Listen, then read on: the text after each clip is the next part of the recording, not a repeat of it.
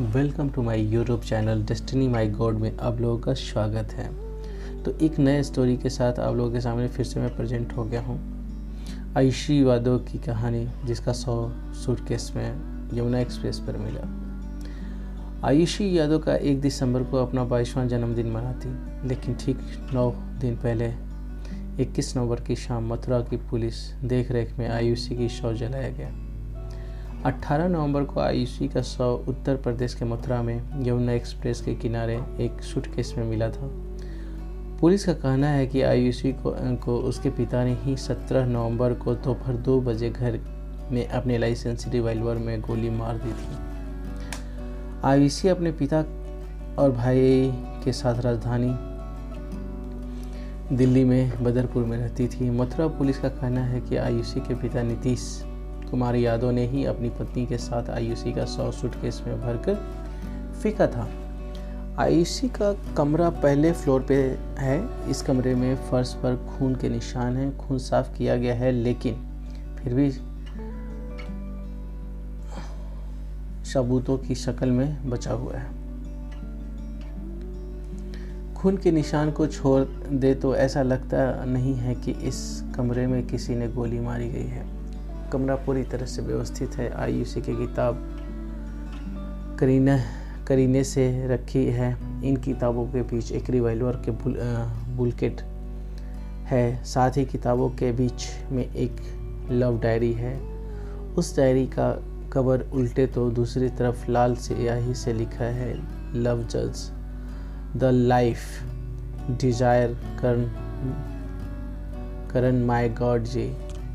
इसके अलावा पूरी डायरी के पन्ने खाली हैं। एक किताब में आयुषी ने अपने माता पिता के पासपोर्ट साइज के तस्वीरें रखी हैं। शीशे वाली अलमारी में कई लिपस्टिक दिख रहे हैं। वहीं पर आयुष के पर्स में आधी खाई चॉकलेट बची है।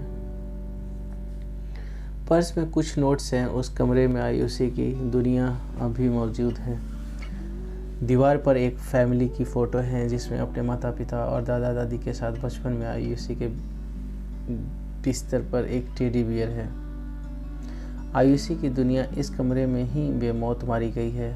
उसके सपने, किताबें, नोटबुक्स, पर्स और डायरी में दफन हो गए।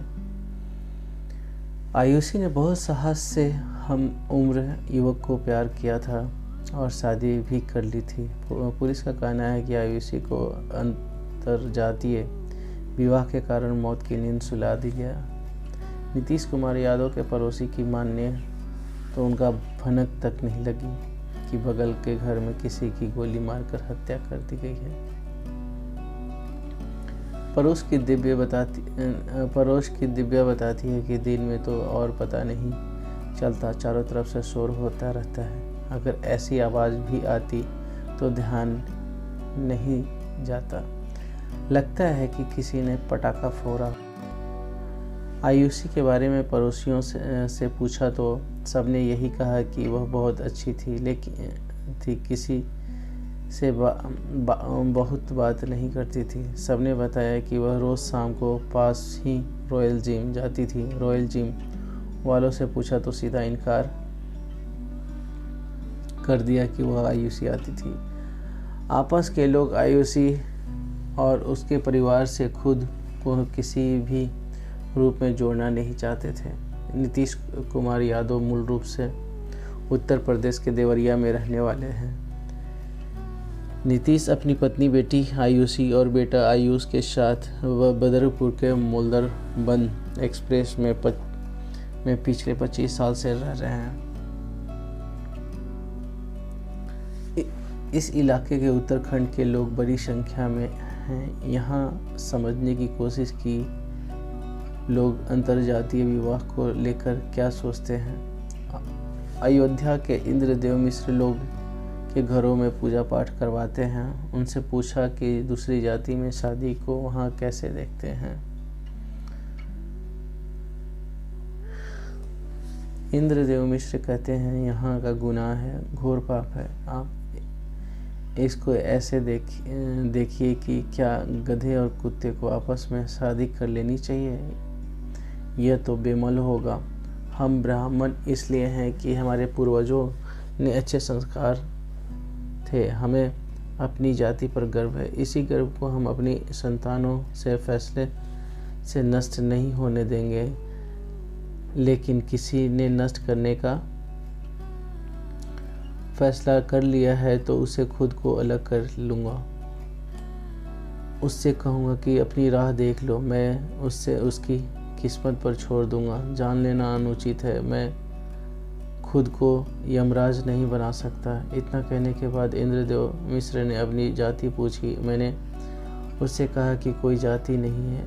मिश्र ने कहा, अच्छा तो आप ईसाई हो गए हैं।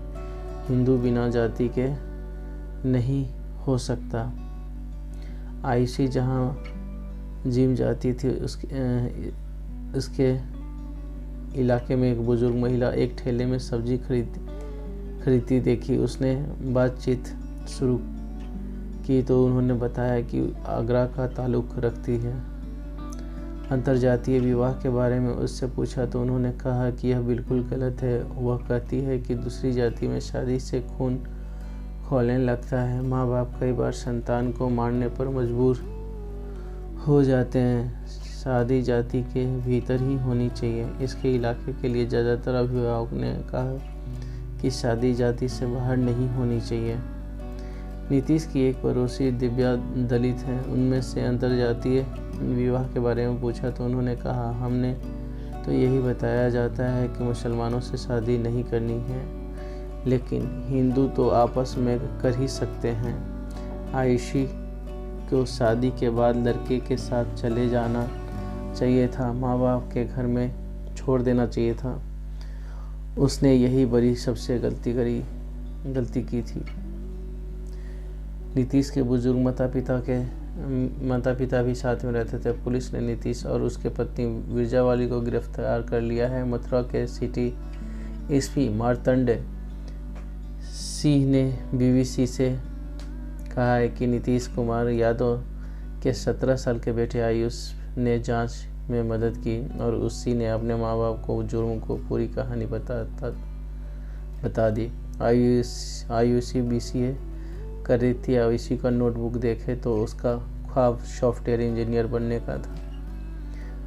पढ़ाई के दौरान ही राजस्थान के भरतपुर छत्रपाल सिंह से आयुषी का प्रेम हो गया था। प्यार को इस जोड़े ने शादी में बदल लिया। मथुरा पुलिस के मुताबिक आयुषी ने 22 साल के छत्रपाल सिंह से आर्य समाज मंदिर में शादी कर ली थी। पुलिस के मैरिज सर्टिफिकेट भी मिला है। शादी के बाद भी आयुषी अपने माता पिता के साथ ही रह रही थी। नीतीश कुमार यादव को यह पता चला है कि उसकी बेटी ने अंतरजातीय विवाह कर लिया है। पुलिस के मुताबिक नीतीश कुमार यादव इस बात से बहुत नाराज रहते थे। आयुषी और माता पिता के बीच महीने से तनाव चल रहा था। 17 नवंबर को आयुषी बिना घर बताए कहीं गई थी और घर लौटी तो नीतीश कुमार यादव भड़क गए। पुलिस के मुताबिक इसके दौरान नीतीश कुमार आयुष को अपने लाइसेंसी रिवॉल्वर से गोली मार दी। नीतीश यादव के घर में अभी केवल 70 साल की उनकी मां हैं। मां का नाम जामवती है। उनमें से पूछा कि आयुषी के साथ किसने क्या किया तो वह कुछ देर तो चुप रही और फिर कहा, मुझे कुछ नहीं पता। मैं पिछले 15 दिनों से अस्पताल में थी। अस्पताल से वापस लौटी तो घर पर पुलिस आई हुई थी। पुलिस मेरे बेटे और बहू को पकड़ कर ले गई। नीतीश की मां वाकई में 15 दिन से अस्पताल में थी। कविता नीतीश की पड़ोसी है। उसने यह सवाल पूछा तो उनका जवाब था ये यही थी, लेकिन वह रख कर भी क्या कर लेती। बेटा तो उससे भी मारता था। उसका बेटा बहुत ही गुस्सैल है। आसपास के लोगों को से कम ही बात होती थी।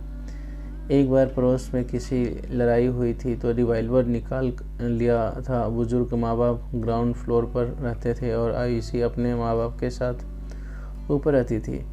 आयुषी के दादी भी इस बात को सहमति जताती है कि उनका बेटा गुस्सैल है और उनका उलझता रहता था।